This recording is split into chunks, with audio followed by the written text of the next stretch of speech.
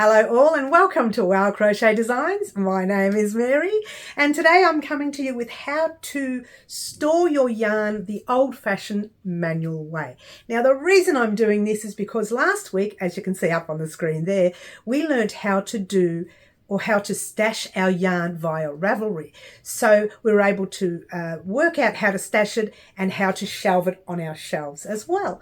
But today I'm going to do the manual version so that for those of you who don't have computers or have computers and are very frightened of how to use them, who have computers but don't have Ravelry and would like to record it the old-fashioned way, which is on a book. That's the way I used to record it before Ravelry showed up. So if you don't have Ravelry, my suggestion, get it now. But in the meantime, this is what I'm using today to stash our yarn. Again, it's going to be very similar to Ravelry. The only difference is handwritten, but everything else is the same. So let's head over to the workstation, write out what we need to write out, and then we'll come back and shelve it. Alrighty guys, so we're going to start off with our yarn. I have 2 skeins of Bendigo Woolen Mills cotton here. Now I'm just going to remove the yarn from the bag to show you what I do normally. Now I didn't show you this when I was doing the Ravelry one. The Ravelry one I just showed you how to log it, but I didn't actually show you what I do on the bag. I may have shown you just like from a distance. I've put down 2024, I needed to put July. So I've put down unit, shelf 4, bag 1. All right. And so I will pop both these skeins in there.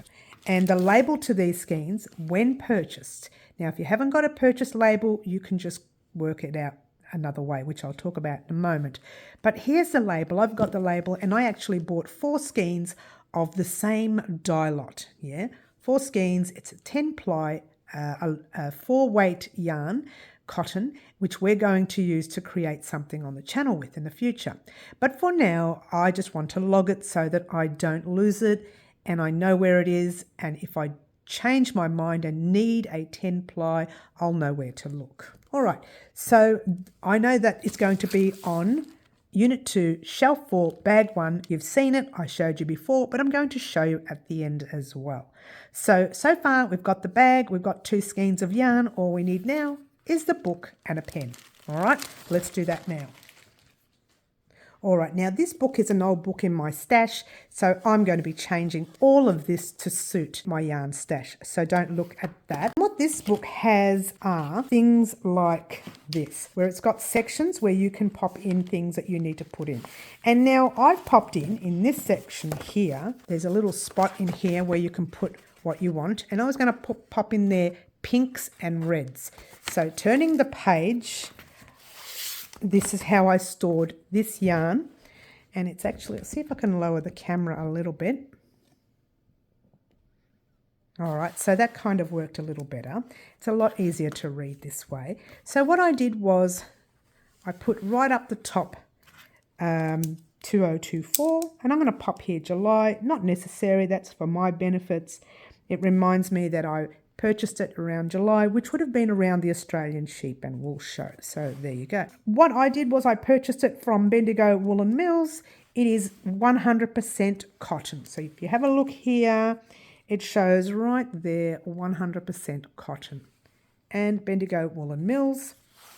The price was $17.95, and I forgot to write here, buy 4 skeins. All right, so I purchased 4 of them. I think I write it further down here with the quantity, but just for now, I wrote it there. All right, so just, then I'll total it and pop a total there. So I'll know exactly how much. I don't know what that is, so I'll have to work it out later. I'm no mathematician. So then I go over here and I wrote ply and weight. And the ply was 10 ply. Yeah. The weight is an Aran or a 4 weight. It is 200 grams, and there isn't a gram amount here somewhere. Right down there, in there, 200 grams. I won't use the pen, I don't want to dirty the yarn. So there's 200 grams right there, and 300 metres. So I've got 200 grams, 300 metres. It doesn't show the yardage, but I looked it up beforehand, and the yardage was 394 yards. These are rough amounts. There might be 394 point da da da da, but I'm just going to say 394. Yeah. The color shade and dye lot. So the color shade is obviously pink. Yeah. And the shade is right there, 873. And the dye lot, there's pink and there's 873. And then the dye lot is 2407029, 2407029. So if I started using that colour and realised, oh my gosh, I needed 5 skeins, I can ring Bendigo and say, look, Bendigo, guys, I need a 5th skein. Do you have one in stock with this shade and this dye lot? If they have it in stock, you're lucky. They'll send it to you. It's great. If they don't, well, you have to look at another dye lot. So hopefully you can get away with that. All right. And just a quick heads up, if you're using a different dye lot at the end of something like a cardigan or a sweater or something, you can use it as your border rounds on a blanket, or your border round on your jacket, or the ribbing on your sweaters and things like that. So it looks like you used a different shade on purpose, but matching your wrist and your beginning ribbing and your neck ribbing. So it's matching everything, yeah. I'm sorry, that just got a bit sidetracked there. And quantity was all remaining. Notice how I've put slash all remaining, because I have 4 skeins, right? Currently, I am using this yarn. I'm already using it, right? I've started doing the beginning part, which is chains and the first set of clusters, and that's bag 2. All right, I'm just working on bag 1 with you for now, but I'm currently using bag 2. So I would have to adjust this. Bag 2 in use for sweater, jumper, cardigan, blanket, whatever you're using it for. All right.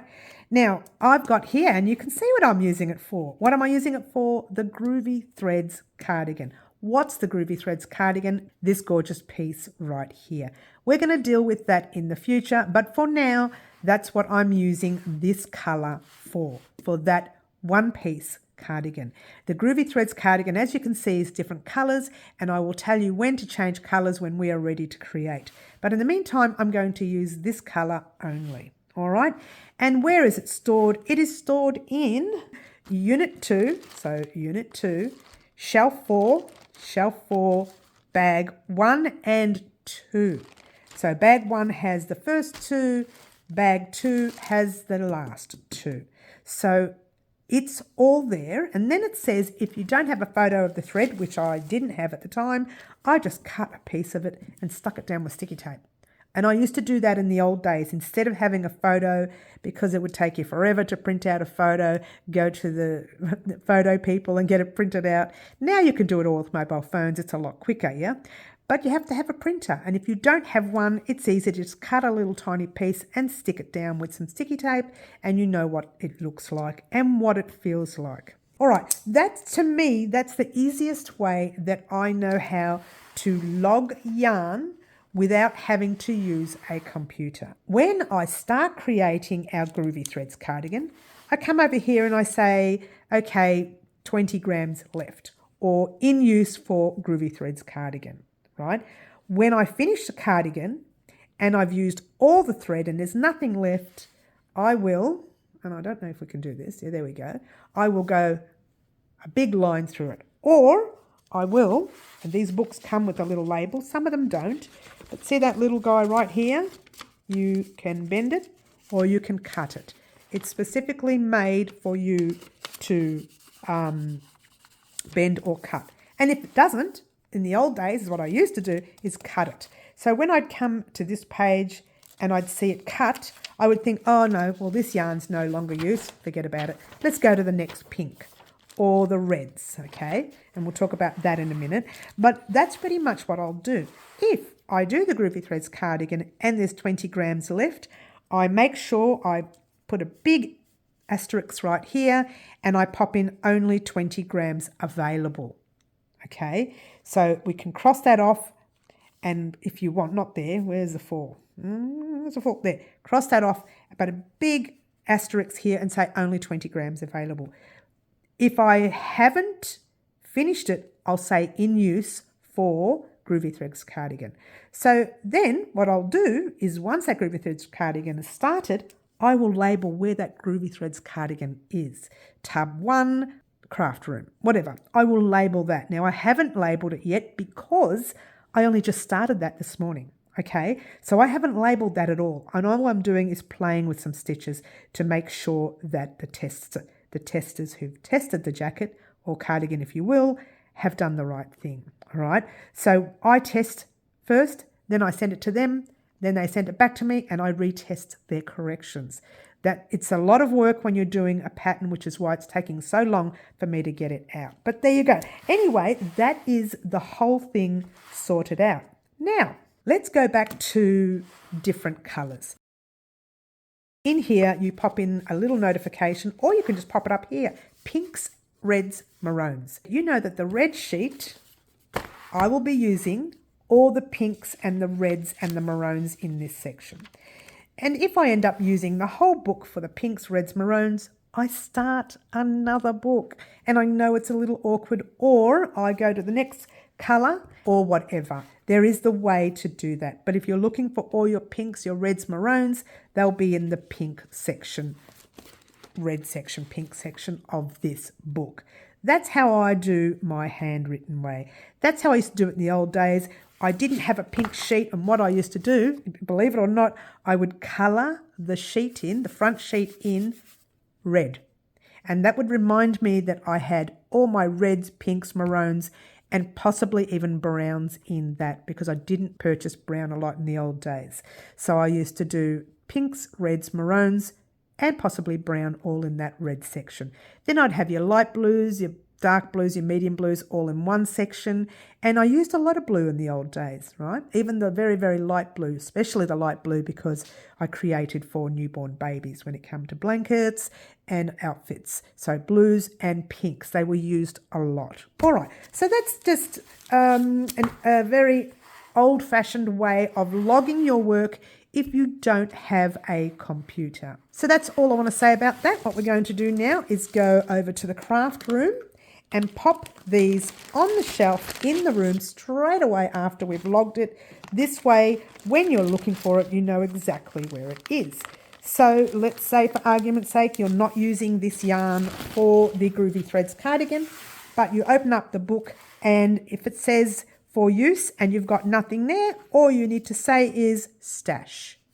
So it's in your stash. All right, so this is so basic. You can take a little screenshot.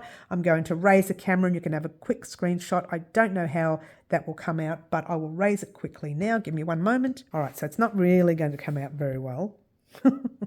Let's go like that. So there you go. I don't know if you can take the screenshot, but you can do a nice close-up there. Take a half a screenshot if you like. Half a screenshot there. And half a screenshot there, if you want to do it the old-fashioned way. So there you have it, guys. Right here, right now, you've written everything up. It's simply gorgeous. It's divine. You know where to find it, but you haven't shelved it yet. Now, when I did Ravelry, we use units here for us here at Wow Crochet Design. That's Unit 1, Unit 2, Unit 3, and over there is Unit 4. You don't see those other ones. They're very messy, but you don't see those ones. We're working on that, yeah? Well, these ones are messy too. We're working on these as well. She's so naughty. Now, what we're going to do, Ravelry, we worked on Unit 3 when we did Ravelry last week, and we worked on Shelf 4, and we worked on Bag 1, which was this bag right here. Today, we worked on Unit 2, Shelf 4, Bag 1. So it's still Shelf 4, no matter where you look at in the room, but it's on Unit 2. Well, let's go this way. It's on Unit 2. Now, Unit 2, 1, 2, 3, 4, right here, there's the space where it was, where it should still be, and there should be the second bag there, but I'm working on that, as I mentioned during our tutorial before. So all we're going to do, now I've bagged this full of air. So what I want to do is take out some of this air, because otherwise you're going to run out of room on the shelf. It's a bit difficult to do that with Bendigo's yarn. But so good, their schemes, yeah. All right, so take out the air, pop it on Shelf 4, Bag 1. Bag 2 would have been here. Bag 3, 4, 5, whatever, would have been there. So to be fair, I've actually already done all this on Ravelry. Okay, so even though you've seen me do it on the book, I've done it on Ravelry. Now, let's say for argument's sake, when you filled it up, you thought, great, I had the label, I had this, but I don't have the label. What do I do? Exactly the same, except you just say yarn unknown. Okay, looks like acrylic, feels like acrylic, might be 8-ply, might be 10-ply, whatever. But you write yarn unknown. However, if you're looking for a green or a red or a pink, in this case, you know to come to the unknown shelf. Let's try that again. You know to come to the correct shelf and find the unknown yarn that you logged in the book.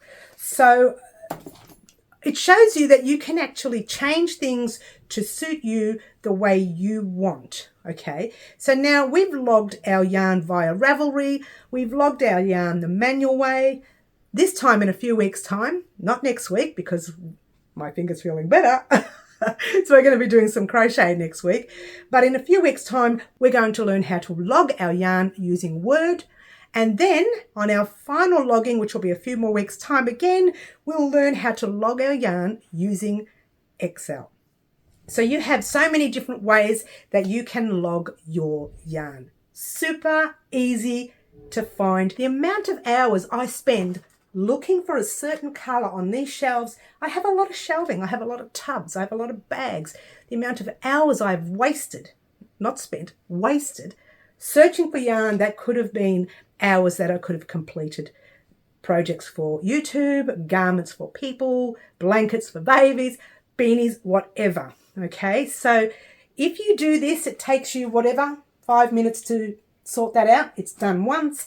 When you need it, takes you 2 minutes to find go to that page, done, shelf 4, unit 2, it's there. It took no more than 3 minutes to find, or 5 if you're slow, yeah? 10 if you're extra slow, 20 if you decide to make a copy. I'm so naughty. But normally it would take me hours and hours to go through all this stash to find one yarn. So the best thing I have done for myself this year is go to Ravelry and start logging my stash. Getting it all up there is going to take ages. I know that. But what I'm doing every time I purchase a yarn, I come in here, I do all that jazz, I pop it on the shelf, I grab another bag, and I do exactly the same with the next bag that's there, the spare bag that I haven't logged, yeah? All the stuff that I haven't logged in the past, I will be logging that.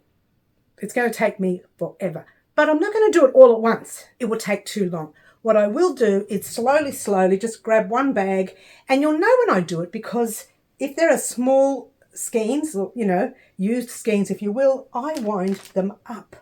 I start to wind up, and I wind, I weigh, pop them in the bag and back on the shelf, on top of whatever new yarn I get into my stash when we are creating something for the channel. So there you go, guys. That was the manual version of how to log your yarn or organize your yarn, your stash, whatever you want to call it. That was the manual version of doing it. In a couple of weeks' time, we will be working on the Word version. Thank you very much for joining us here at Wow Crochet Designs. Don't forget, guys, to like, subscribe, share the videos, guys. Share the love. That's what I say. And in a couple of days' time, Thursday, that is, we will be creating on the channel again, as my finger is feeling so much better. It's been 3 weeks, 3.5 to be exact, 3 weeks, and it's driving me nuts. So I have been recording a little bit over the past few days. So this Thursday, you guys are getting a tutorial. Very exciting. My name is Mary. This is Wow Crochet Designs. Ciao for now. Try to be good. Bye all.